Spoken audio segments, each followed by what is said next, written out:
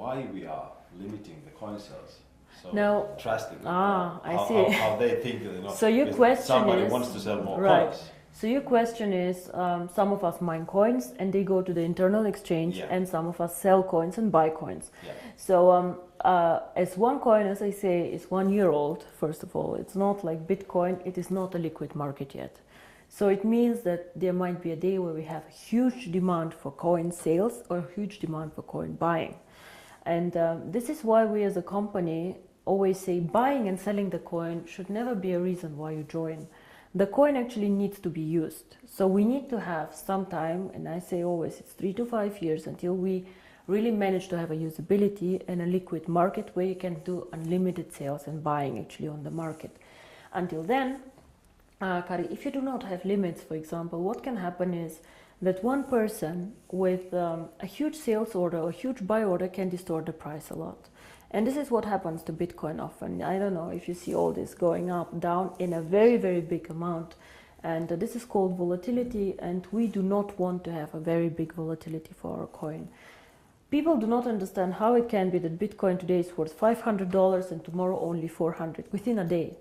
This is very disturbing, and if you are a merchant who takes Bitcoins, you don't want to have this.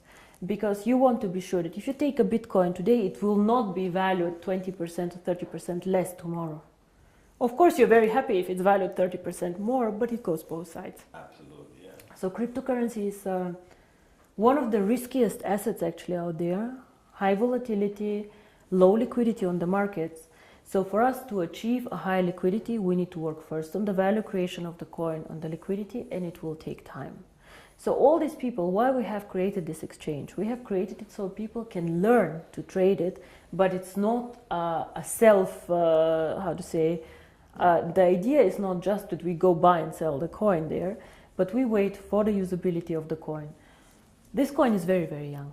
We have so much way to go, but we have created miracles already. So I'm looking very, very positive into the future. But remember, the internal exchange is demand and supply. So you have to find somebody who wants to sell coins to buy, and the other way around.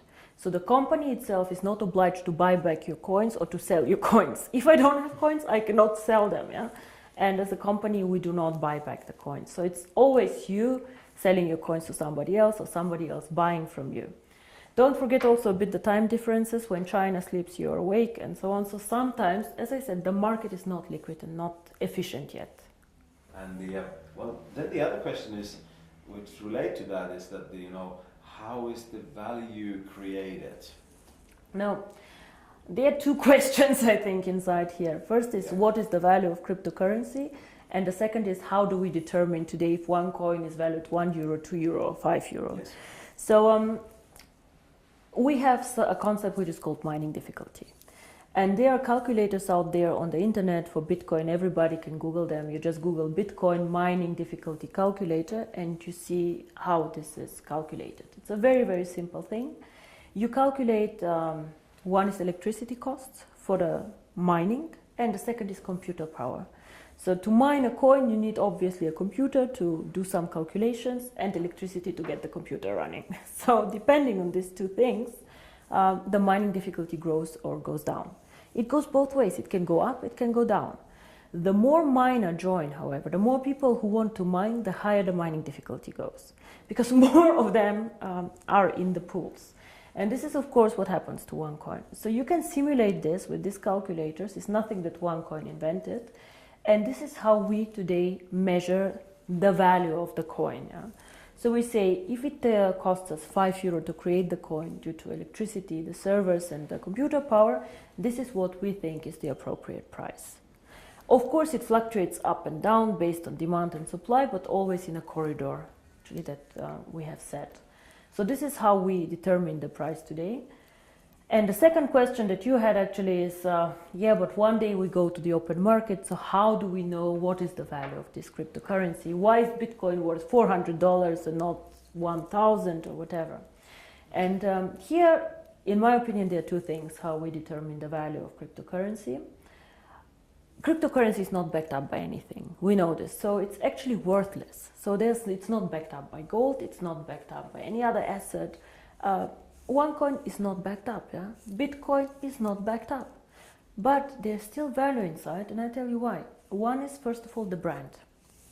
Bitcoin currently have a very strong brand. Everybody knows them, they were the first one.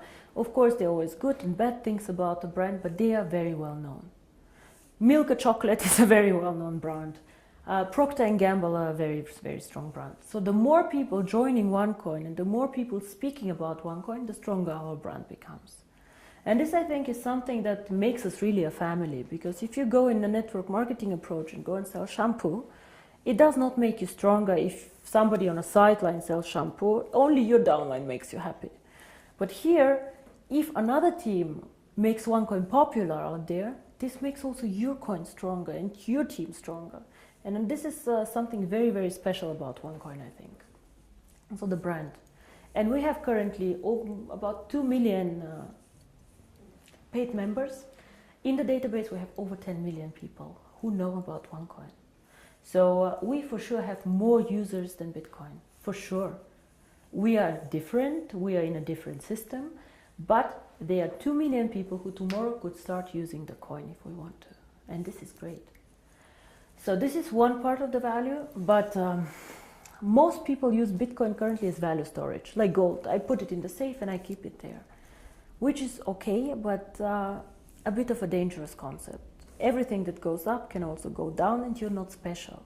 You know, and if you're not special, why use one coin? Why not use 2 coin, 3 coin, dark coin, who knows? So we are probably one of, or probably the only company who focuses so much on usability of cryptocurrency. Why cryptocurrency? How can it change the world? And our 2 slogans are the future of payments or join the financial revolution. We believe that actually cryptocurrency can be a vehicle for money transfers. So for example, as you do Western Union transfers, you can use cryptocurrency to do a transfer. Fast, borderless payments. And there's a huge demand for this. 2 billion of people have no bank account. 2 billion. Of course, we cannot capture all of them. But again, if we capture only 10 million or 100 million people, it's a network. It grows so fast. We see what happened, you know. December 2014, I was sitting at my desk and I had a bet with Per Carlson, who is not here anymore, if we will manage to have 10,000 people.